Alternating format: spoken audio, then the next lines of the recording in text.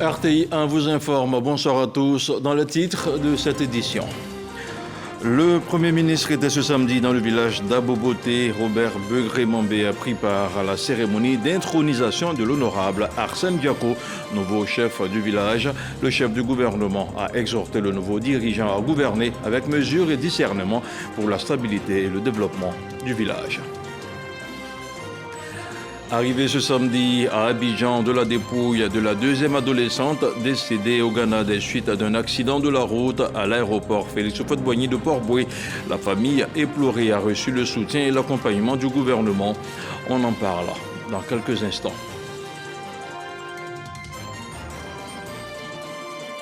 Et puis, plusieurs provinces du Tchad enregistrent de grosses pluies ces dernières semaines. Des pluies qui ne sont pas sans conséquences. Certaines provinces sont presque sous l'eau. Dans la province du Tivesti, dans l'extrême nord désertique du Tchad, les autorités locales annoncent la mort d'au moins 60 personnes. Voilà pour les titres. Merci de regarder RTI 1. La communauté villageoise d'Aboboté a un nouveau chef. L'honorable Arsène Diako a été intronisé ce samedi 17 août. C'était en présence du Premier ministre Robert Begré-Mambé qui a invité le leader de la génération Tchagba à gouverner avec sagesse et mesure. Le compte-rendu de Jean-Luc Bangbo. Il est enseignant-chercheur à l'université Alassane Ouattara de Bouaké. Arsène Diako, 57 ans, a été intronisé ce samedi 17 août 2024, 11e chef du village d'Aboboté, Bobon Tanois, selon son appellation d'origine en langue tchama. Issu de la génération Tchagba, Arsène Diako ouvre ainsi un nouveau chapitre dans l'histoire de ce village du district d'Abidjan. Le peuple hatchan, auquel appartiennent les ressortissants d'Aboboté, se distingue par la singularité de son système traditionnel de dévolution du pouvoir, où l'accès au trône n'est pas héréditaire, mais se transmet de génération en génération. Ce mode de désignation, source de cohésion sociale et garant de la stabilité des institutions villageoises, mérite d'être préservé. Arsène Diako succède à Amao Awanapol de la génération Doubo, qui lui a transmis, en même temps que les attributs liés à sa nouvelle fonction, les documents officiels du village. Cette cérémonie d'intronisation est surtout l'occasion pour présenter les besoins du village en termes de développement. Il s'agit de la construction d'un marché moderne de détail, intégrant un centre commercial, du bitumage des rues, prioritairement stratégiques du village d'Aboboté, de la construction d'un mini-complexe sportif à l'emplacement du terrain des sports actuels. Témoin privilégié de cette intronisation, avec le ministre de la Santé, le Premier ministre Robert Begré-Mambé a exhorté le chef Diako à gouverner avec mesure. Un chef doit agir avec beaucoup de calme. Il doit agir avec discernement, sans se laisser emporter par la rumeur publique. Un chef doit avoir de l'élégance et de la beauté dans ses décisions et dans ses orientations. Un chef doit agir avec majesté et avec intelligence. Le Premier ministre s'est également réjoui de la confiance dont jouit le nouveau chef auprès de sa communauté. C'est en novembre 2021 que Arsène Diako a obtenu son arrêté de nomination. La remise officielle de cet arrêté ainsi que cette cérémonie d'intronisation lui confère désormais le plein exercice de ses fonctions de chef d'Aboboté. Je vous le disais il y a quelques instants, la dépouille de la deuxième adolescente décédée dans un accident de voiture lors d'un camp de vacances au Ghana a regagné Abidjan ce samedi 17 août à l'aéroport. Les parents et la famille d'Esther Ramissou étaient inconsolables. Le gouvernement se tenait aux côtés des familles éplorées. Le film de l'accueil de la dépouille avec Michel Mambo, Sogodogo. Atmosphère insoutenable à l'aéroport Félix Houphouët-Boigny d'Abidjan ce samedi 17 août. Des visages étreints par la douleur, des cris de détresse, parents, amis, proches ne peuvent contenir leurs larmes à l'arrivée de la dépouille. Le corps sans vie de Kwasi Adassa Esther Ramissou.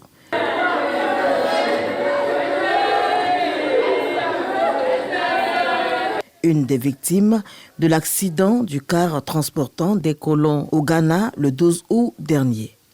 Malgré les dispositions prises par le gouvernement pour sauver la vie de l'adolescente, rien n'y fit. Depuis l'accident jusqu'à la prise en charge du corps de notre fille, l'État est à nos côtés. Encore une fois, merci à l'État de Côte d'Ivoire, au président de la République, au Premier ministre et à tous les membres du gouvernement.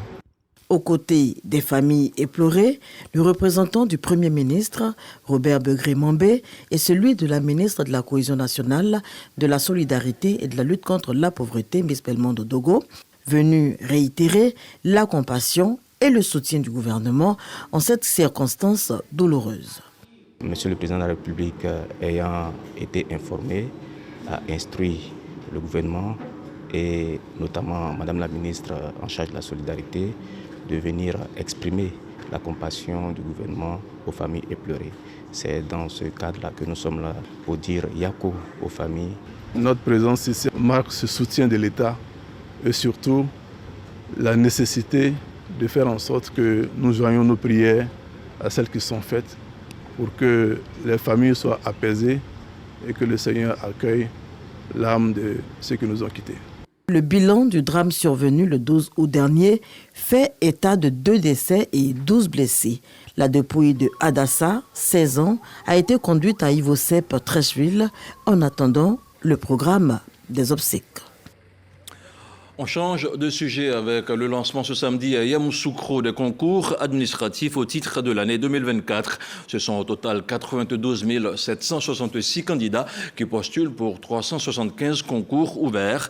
Des examens à grand tirage qui se tiendront dans 10 chefs-lieux de région jusqu'à la fin du mois de septembre prochain. Les précisions de Kader Sogodogo. Et c'est parti pour les concours administratifs à grand tirage de la fonction publique. Pour cette année 2024, ce sont au total 375 concours qui sont ouverts, dont 147 pour les recrutements nouveaux et 228 pour les promotions. 92 766 candidats prennent part au concours. La première séquence de ce concours de la fonction publique est ici lancée au lycée mixte de Yamoussoukro avec 45 concours pour 14 488 candidats répartis dans 8 centres à Abidjan et 9 à l'intérieur du pays. Depuis des années, le gouvernement ivoirien se bat pour l'assainissement de l'environnement dans lequel les fonctionnaires sont recrutés. Auparavant, la fraude existait bel et bien et aujourd'hui, je pense que la fraude a diminué. Ça a baissé. Aujourd'hui, nous allons participer en tout cas à une meilleure épreuve et nous allons tout savoir. Culture de l'effort, honnêteté, loyauté, mérite et excellence. La trajectoire définie par la ministre d'État, Anne-Désirée Oloto, est suivie à la lettre par ses collaborateurs. Tous ceux qui passent les concours n'auront pas forcément droit à rentrer à la fonction publique. Nous prenons les meilleurs. Donc la consigne, c'est qu'ils se concentrent sur le travail qu'ils ont à faire pour donner le meilleur d'eux-mêmes. L'infirmerie, la garderie et le secrétariat, dispositif intégrant l'organisation des concours de la fonction publique, ont été visités durant ce lancement.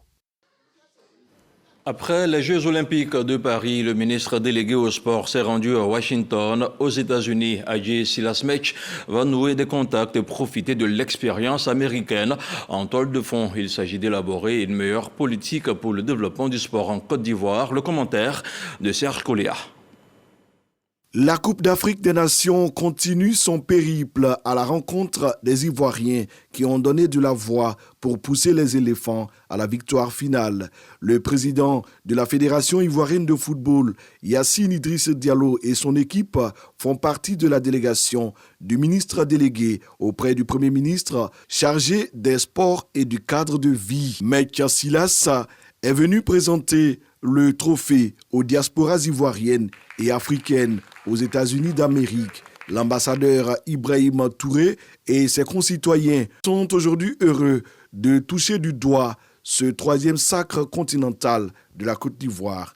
La délégation ivoirienne a ensuite visité des infrastructures sportives, notamment à l'Université du Maryland, le célèbre stade de football américain des Commanders de Washington et de l'équipe de football de DC United. Notre pays a été très honoré d'organiser la Coupe d'Afrique Et à côté de ça, nous avons réussi un très beau parcours sportif, démontrant la résilience de la nation ivoirienne. C'est une opportunité pour nous de venir partager cet exemple, parce que sous le leadership de notre président de la République, le président Alassane Ouattara, beaucoup de choses ont été bâties. Nous avons estimé bon de nous rendre aux États-Unis afin de nous inspirer de ce modèle, qui est un meilleur modèle, pour commencer nos préparations pour les futures échéances sportives et profiter pour nouer des contacts de haut niveau en termes de projection dans la réalisation des infrastructures sportives et également dans le renforcement des capacités des athlètes. Le ministre chargé des sports et du cadre de vie a insisté sur la vision et l'ambition du président Alassane Ouattara qui entend faire de la Côte d'Ivoire un centre de rayonnement en matière de promotion du sport en Afrique et dans le monde. Retour en Côte d'Ivoire et direction la région du Tonkoui où la coordination du RHDP a été installée ce samedi. Une installation en présence du ministre d'État, ministre de la Défense et de plusieurs cadres du RHDP du district des Montagnes. Objectif façonner la mobilisation des troupes pour une victoire du parti en 2025. Chris Diomandé et Eric Goré pour le commentaire.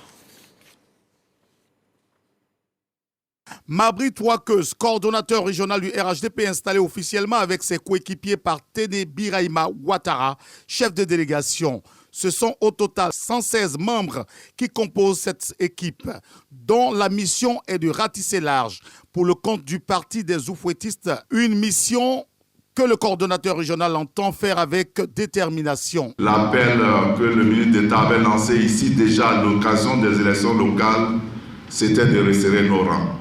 C'était de renforcer la cohésion. C'était de savoir que les uns doivent compter sur les autres et que c'est ensemble que nous ferons les résultats des prises éloquents. Vous êtes en train d'y contribuer. Je voudrais, avec vous, avec chacun et chacune, prendre l'engagement ce matin que nous partions dans ce sens-là pour garantir ici les plus belles victoires pour le RHDP et le président Alassane. Cette cérémonie de vérification de la vie des structures du RHDP a enregistré la présence de Vagondo Diomandé, cadre du parti. Le RHDP du Tonkoui, comme partout ailleurs, est structuré autour d'un coordinateur principal, assisté de ses adjoints, et est une équipe dynamique de cadres très actifs et suffisamment mobilisés pour garantir aux prochaines élections présidentielles une victoire absolument écrasante. Le chef de délégation Téné Birahima Ouattara a invité cette coordination. Le coordinateur principal doit assurer la coordination des activités du parti dans la région. Il doit mobiliser les ressources humaines, matérielles et financières nécessaires aux activités. Il doit assister les secrétaires départementaux sur le ressort territorial dans leurs activités. Il est assisté d'un ou de plusieurs coordinateurs associés, le cas échéant d'un ou de plusieurs coordinateurs adjoints. Je voudrais te dire que je compte beaucoup sur toi, le président de la République, le président du RHDP compte beaucoup sur toi pour que le Tonkoui soit une région que je qualifierai à 100% RHDP. À l'approche de l'élection présidentielle, le RHDP se donne les moyens pour remporter cette échéance de 2025. Les associations féminines et de jeunesse du Ouorodougou expriment leur attachement et leur soutien au président de la République. Elles l'ont démontré récemment au cours d'une cérémonie parrainée par le député de Sifié, Kamalo et Worofla, des associations qui s'engagent à l'accompagner dans la réalisation de sa vision, celle d'une Côte d'Ivoire solidaire et prospère. Godefroy Kambawa. Elles sont venues de toutes les localités de la région du Ouorodougou. Ces associations féminines et de jeunesse expriment leur attachement et leur soutien au président de la République Alassane Ouattara et au Rassemblement des Oufouettistes pour la démocratie et la paix, RHDP. Un engagement soutenu par Aboulaye Meïté, député de Sifié, Kamalo et de Worofla. Il faut être sur la liste électorale. Il faut s'enrôler. Nous demandons à nos sœurs d'être unies, solidaires pour la cause du président de la République. Ces associations ont révélé les actions de paix et de développement initiées par le président de la République, Alassane Ouattara. Bitumage des routes pour désenclaver la région, l'électrification de tous les villages et l'inauguration du système de renforcement de l'alimentation en eau potable pour la desserte d'une grande partie de la région. Sensibiliser les jeunes à la cohésion et le vivre ensemble. Et rappeler que 2025 c'est maintenant et de dire aux jeunes de s'inscrire dans la vision du président Alassane Ouattara.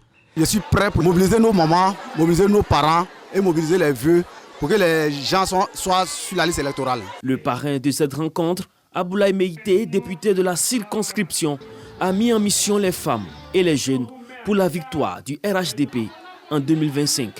Le but essentiel, c'est de faire enrôler les nouveaux majeurs, aussi bien les femmes que les jeunes hommes. Et notre rôle en tant que cadre, c'est de les organiser, c'est de les structurer et de les accompagner. Parce que en 2025, notre champion est une victoire éclatante et sans appel dans la région du Ourodougou. Selon Aboulaye Meïté, la région du Ourodougou a toujours été acquise à la cause du président de la République Alassane Ouattara et au RHDP. Il appelle à la mobilisation pour l'inscription des majeurs sur la liste électorale. On continue avec le secrétariat exécutif du RHDP qui forme les membres du bureau national des enseignants du parti oufouettiste. Le respect de la méthodologie liée à la révision de la liste électorale était au cœur de la rencontre. Un renforcement de capacité qui se tient avant le lancement officiel du processus de révision. On retrouve Éric Goré. Le secrétariat exécutif du RHDP et le bureau national des enseignants du RHDP se mettent ensemble pour réussir la révision de la liste électorale sur toute l'étendue du territoire ivoirien. Le secrétariat exécutif renforce donc les capacités de ses enseignants RHDP pour le succès de cette étape cruciale du processus électoral avant son lancement officiel par la commission électorale indépendante CEI.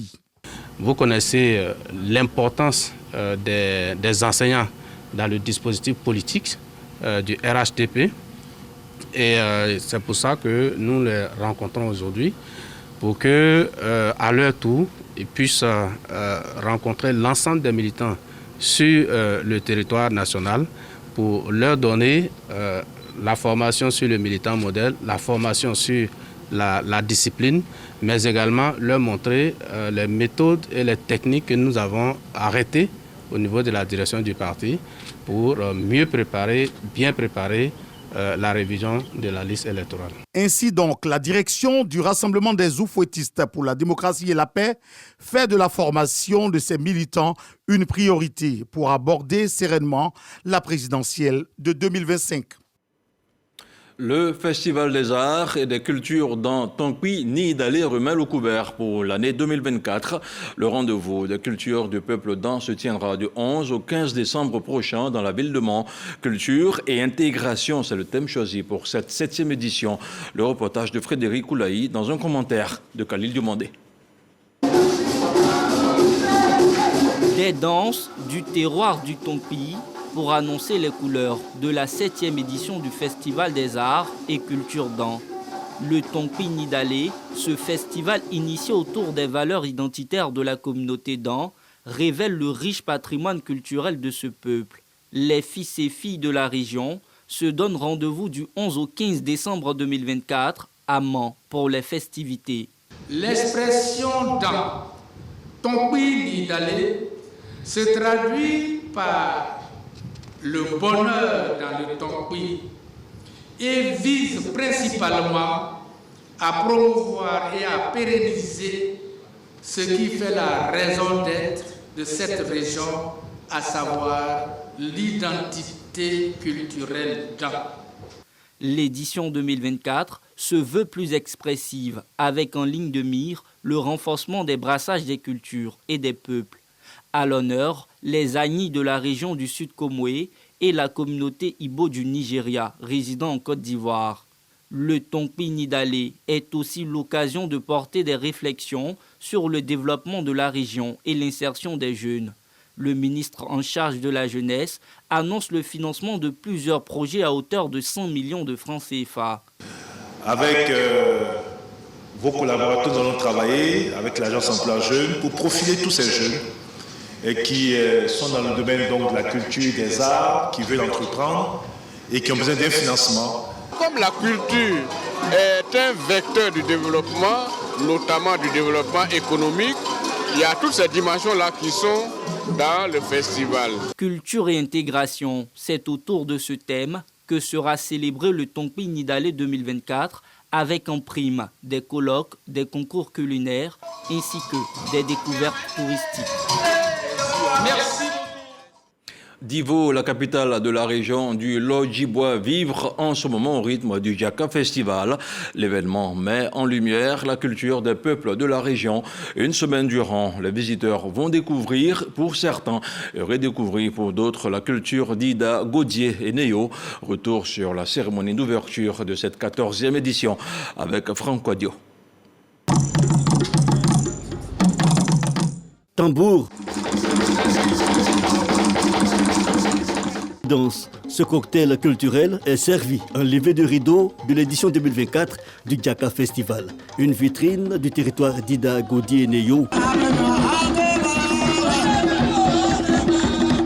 Il s'agit pour les organisateurs de familiariser les plus jeunes à la tradition. Nous avons quand même l'avantage d'être une génération qui a assisté plus ou moins aux pratiques anciennes, authentiques, et d'être aussi témoin de ce monde qu'on appelle aujourd'hui le monde smart, le monde digital. Pour nous, c'est un rendez-vous que nous créons pour permettre aux anciens qui sont encore en vie et qui détiennent ce savoir-là, de savoir le transmettre à cette génération à qui il sera demandé de savoir en faire bon usage. L'événement, à sa 14e édition, se veut un rassemblement des fils et filles de la région autour des chaînes de valeur agricoles. Notre région, qui est une région agricole, il était important pour nous de contribuer à conscientiser les parents, la population, à s'adonner davantage à l'agriculture, mais non seulement à l'agriculture manuelle, mais aller jusqu'à dans une chaîne qui permet à chacun, n'est-ce pas, de contribuer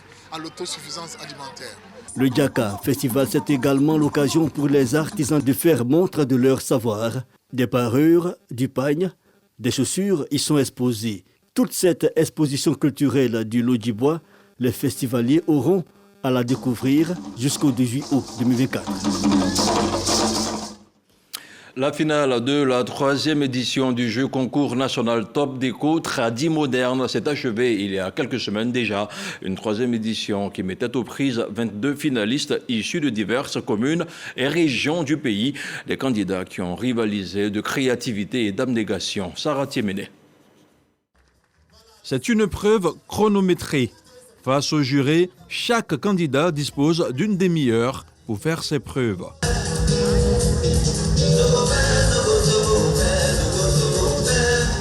Dans cette course contre la montre, les impétrants bénéficient du soutien de leurs proches. C'est un soutien à nos braves candidats, tout en espérant que la victoire revienne à Korogo.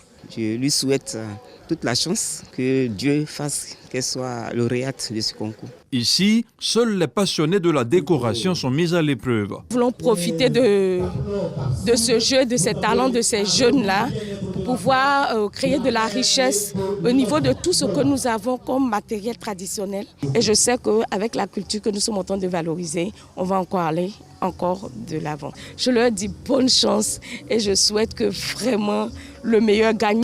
Pour ce concours, nous souhaitons que nos jeunes candidats, comme on dit, sortent de leur trip, tout ce qu'ils ont comme passion pour la décoration tradie moderne. Au bout du chrono, le vainqueur est vite désigné. La lauréate est issue de la commune de Marcory. Je suis très heureuse de remporter ce prix. Il faut dire que je suis moi-même passionnée de la décoration depuis toute petite.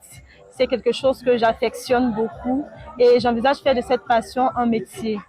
Ce concours lancé en 2022 bénéficie du soutien de plusieurs organismes, emmener les jeunes à faire carrière dans les métiers de la décoration. C'est le leitmotiv des organisateurs. Culture toujours avec la Miss Côte d'Ivoire 2024 qui a reçu hier vendredi les clés de son véhicule, un don du partenaire logistique au transport du Comici. Marie-Emmanuelle Diamala était entourée de ses dauphines. Serge Pacom Didi, Khalil Dumandé.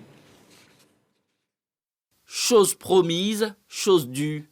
La Miss Côte d'Ivoire 2024, Diamala Marie-Emmanuelle, reçoit les clés d'une voiture de la société Socida partenaire du Comici depuis maintenant 4 ans. Un véhicule flambant neuf de marque Suzuki Vitara pour la durée de son mandat. On est ravis. Ce soir, c'est la beauté qui est représentée. Et la beauté de Miss Côte d'Ivoire d'abord, et puis le véhicule qui va être à sa disposition pendant 1 an. On est très satisfait de ce partenariat. On conduit les Miss et le Comici toute l'année. Je tiens à exprimer ma profonde gratitude pour ce magnifique cadeau. La voiture est magnifique et j'espère faire bon usage durant mon mandat. Le partenaire offre également des chèques au trio gagnant de Miss Côte d'Ivoire. 250 000 francs CFA pour Koulibaly Fatmata et Konan Molani, respectivement première et deuxième dauphine, et la somme de 500 000 francs CFA à la Miss Diamala Marie-Emmanuel.